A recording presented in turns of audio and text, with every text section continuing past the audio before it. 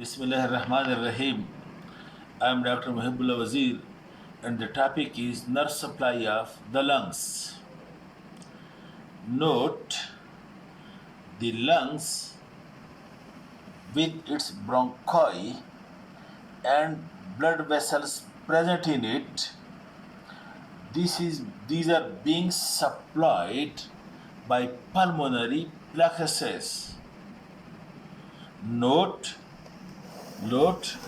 this is the lung root in which the principal bronchus and the pulmonary artery and veins passes to the lung.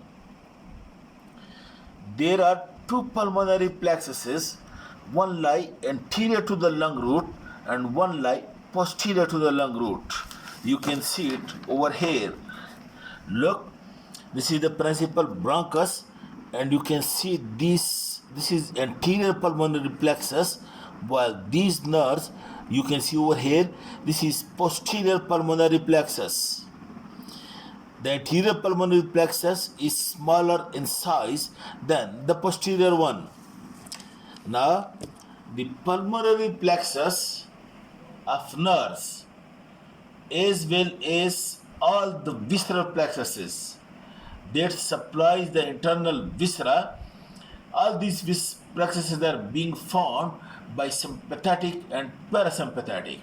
Well, note the point, the plexuses like, for example, the brachial plexus, the lumbar plexus that has to supply the limbs, these plexuses are being formed by the ventral rami of the spinal nerves. Of course, each nerve also contains the sympathetic. While the plexuses which supplies the lungs, the heart, and the intestine, that is the internal viscera, these are all formed by sympathetic and parasympathetic.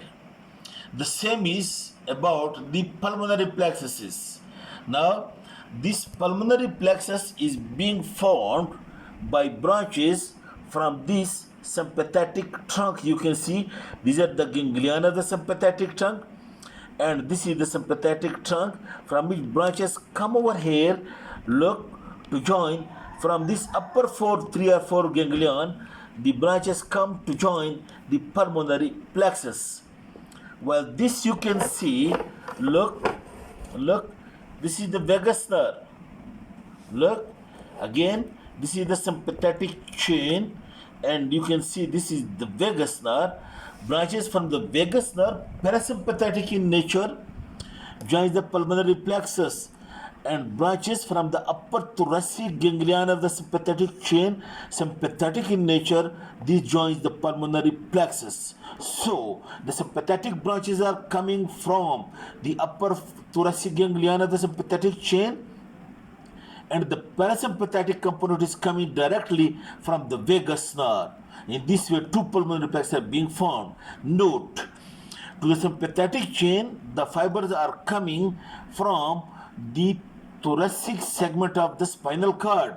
You look, if you draw a cross section of the spinal cord consists of these anterior horn cells, which are motor in function, and these posterior horn cells, which are sensory in function, while in the lateral horn only present of thoracic region as well as the first two lumbar segments of the spinal cord, there are present a group of cells in the lateral horn which are sympathetic in function. So, from the T2 and T3 and T4 segment of the spinal cord, the fibers come out. It joins the ganglion of the sympathetic chain in the upper region, and from these, the fibers then come down to join the pulmonary plexus. In this way, the pulmonary plexus are being formed by branches from sympathetic chain and from the vagus nerve. Then what happens?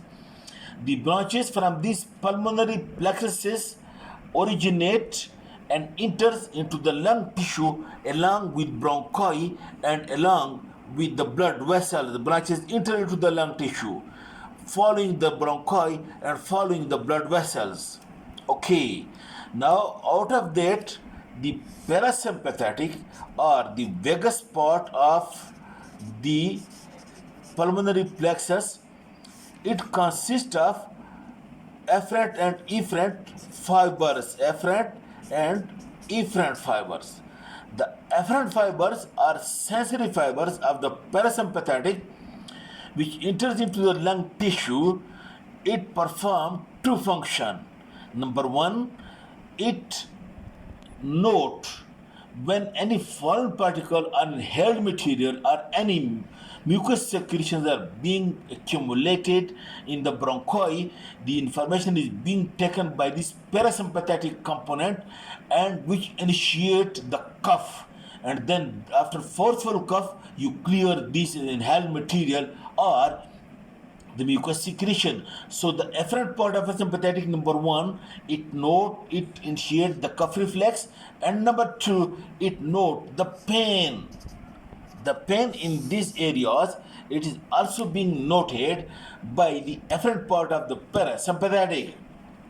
Then the parasympathetic also consists of the efferent fibers, and this efferent part of the parasympathetic or vagus, number one, it is motor for bronchi, so it causes bronchoconstriction.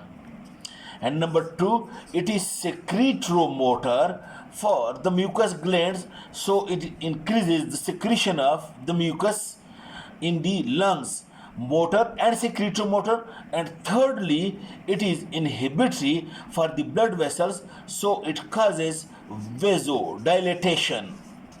In this way, the efferent part or motor part of the parasympathetic causes bronchoconstriction and increased secretion of the glands and causes vasodilatation.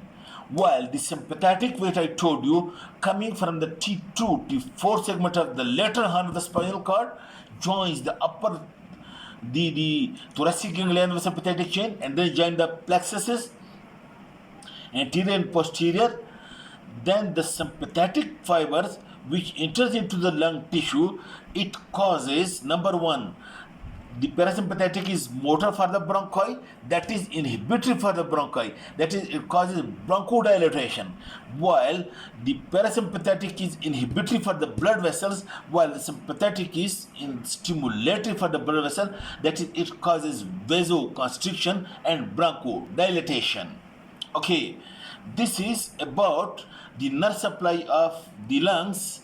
Okay, and I hope it's clear to you. Thank you very much.